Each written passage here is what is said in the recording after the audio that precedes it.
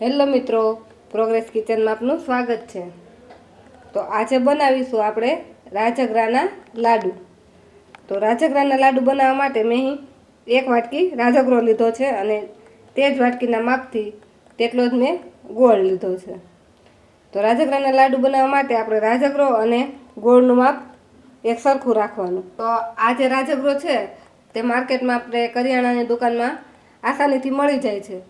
તો લાડુ બનાવવા માટે પહેલાં આપણે રાજગરાને ફોડીને ધાણી બનાવી લઈશું। તો રાજગરાની ધાણી ફોડવા માટે આપણે આ રીતની કોઈ કડાઈ લઈ લેશું અને કડાઈને ફૂલ ગરમ થવા દેશું। કડાઈ ગરમ થાય એટલે તેમાં આપણે 2 ચમચી જેટલો રાજગરો નાખી દઈશું। તેને આ રીતે આપણે હલાવી લઈશું। પછી એક આપણે આવું કોટનનું કપડું લઈ તેને આ રીતે આપણે રાજગરા ઉપર આ રીતે આપણે ફેરવીશું। તો આ રીતે તમે કપડાની મદદથી આમ હલાવશો એટલે બધી ધાણી ફૂટવા માંડશે અને જે ધાણી ફૂટશે તે ઉડીને બહાર પણ નહીં જાય। તો તમે જોઈ શકો છો કે આપણે આ રીતે હલાવી છે એટલે આપણી બધી ધાણી ફૂટવા લાગી છે અને ફૂટીને ઉડીને બહાર પણ નથી જતી। તો આપણે આ ધાણી ફૂટી ગઈ છે તેને આપણે બીજા વાસણમાં કાઢી લઈશું। એવી જ રીતે આપણે ફરીથી પાછો 2 ચમચી રાજગરો કડાઈમાં નાખીશું અને આ રીતે તેને હલાવશું। તો આપણી એક વાટકી જે રાજગરો હતો તેની આપણે ધાણી ફોડીને તૈયાર થઈ ગઈ છે।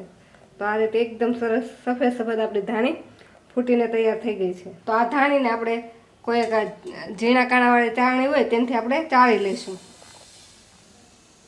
આ રીતે આપણે એને ચાળી લઈશું।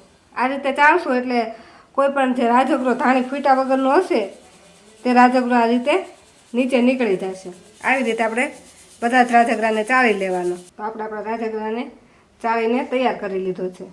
તો હવે રાજગરાના લાડુ બનાવવા માટે આપણે ગોળનો પાયો બનાવી લઈએ। આ રીતે આપણે એને ચાળી લઈશું।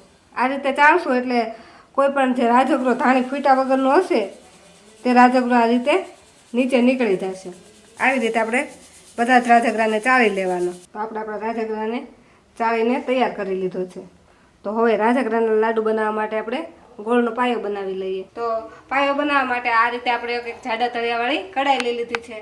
તેમાં આપણે જે ગોળ લીધેલો છે તે નાખીશું। આ ગોળને પહેલેથી જ મેં આ રીતે ઝીણો સમારી લીધો છે। તો એકદમ ધીમા ગેસ પર પહેલાં આપણે આ ગોળને ઓગાળી લઈશું। જો આને આપણે 1 મિનિટ માટે હલાવતા જ આપણો ગોળ સરસ ઓગળી ગયો છે।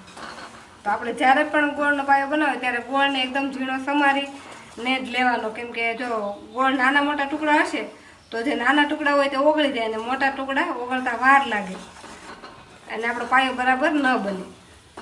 તો આપણો ગોળ સરસ ઓગળી ગયો છે। તો આપણો ગોળ સરસ ઓગળી ગયો છે અને આપણે પાયો લેતા 2 મિનિટ જેટલો સમય થઈ ગયો છે અને ગોળમાંથી સરસ બબલ્સ પણ થવા લાગ્યા છે।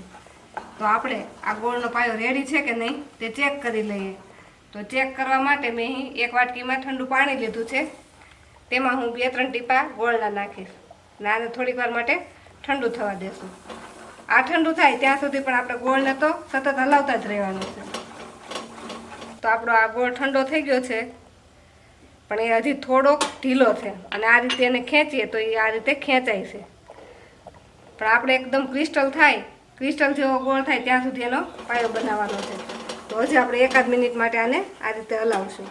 તો પાછો 1 મિનિટ હલાવતા આપણો ગોળ એકદમ ડાર્ક થઈ ગયો છે અને એકદમ ફૂલી પણ ગયો છે। તો હવે પાછો આપણે 1 ટીપું આમાં ચેક કરવા માટે નાખીશું અને ઠંડુ થાય પછી આપણે એને જોઈ લઈશું। એવું લાગે કે આપણે આ ચેક કરીએ ત્યાં સુધીમાં આપણો ગોળ વધારે પડતો લાલ થઈ જાય તો આપણે ગેસને વચ્ચે બંધ કરી દેવાનો।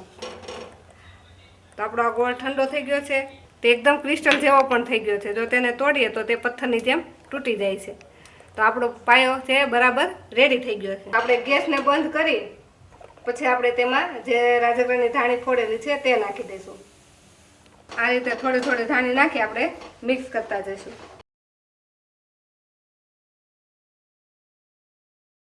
આમાં આપણે બધી ધાણી નાખી દીધી છે અને આને ફટાફટ જ આપણે મિક્સ કરી લેવાનું।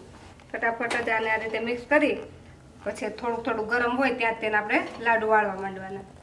અને જો આની તમારે ચીકી બનાવવી હોય તો આ રીતે મિક્સ કરી તમારે જે ટ્રેમાં ચીકી ઢાળવી હોય તેમાં સેટ કરી દેવાનું। આપણે બધી જ વસ્તુઓ સરસ મિક્સ થઈ ગઈ છે અને હજુ થોડુંક ગરમ જ છે। તો લાડુ વાળવા માટે પહેલાં આપણે હાથ પર થોડુંક પાણી લગાવી લેવાનું એટલે આપણા હાથને ગરમ પણ ન લાગે અને આ આપણા હાથે ચોટે પણ નહીં.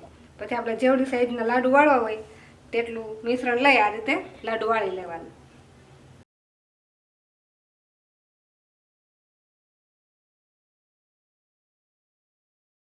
તો આ રીતે આપણે જેવડી સાઈઝના લાડુ વાળવા હોય તેવડા લાડુ વાળી લેવાના.